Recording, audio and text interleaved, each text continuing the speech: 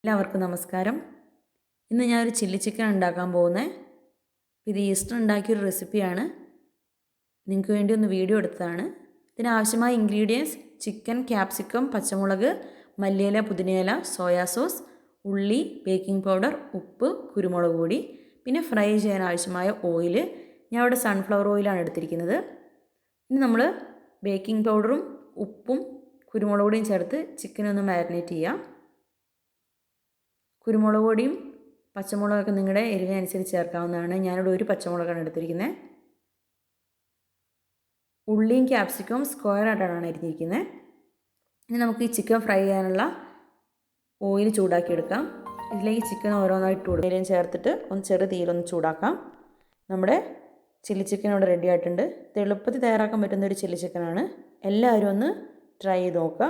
നിങ്ങൾക്ക് ഇഷ്ടപ്പെട്ടാൽ ലൈക്ക് ചെയ്യുക, ഷെയർ ചെയ്യുക, നമ്മുടെ ചാനലൊന്ന് സബ്സ്ക്രൈബ് ചെയ്യുക. Thanks for watching.